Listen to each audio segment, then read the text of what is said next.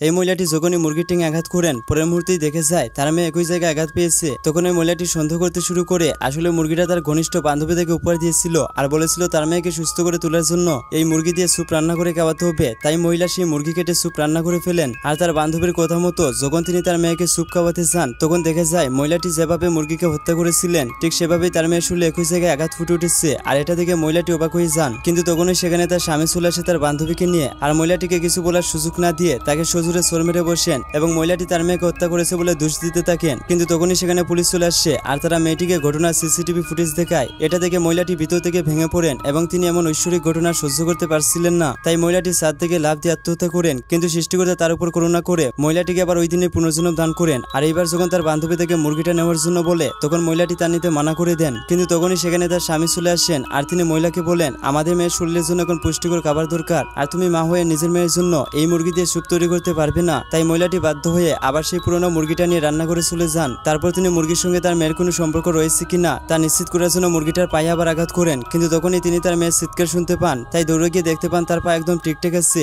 এটা দেখে মহিলা দ্বিধায় পড়ে যান, কিন্তু তখনই তার বান্ধবী তারা দিয়ে বলে, তুমি এত চিন্তা ভাবনা করছো কেন, তাড়াতাড়ি মুরগিটা কেটে স্যুপ বানিয়ে ফেললো। কিন্তু তারপর মহিলাটি যখনই তার মেয়ের দিকে তাকান তখন দেখা যায় তার মেয়ে সেখান থেকে অদৃশ্য হয়ে গেছে। পরের বার দেখার জন্য ভিডিওতে লাইক করো।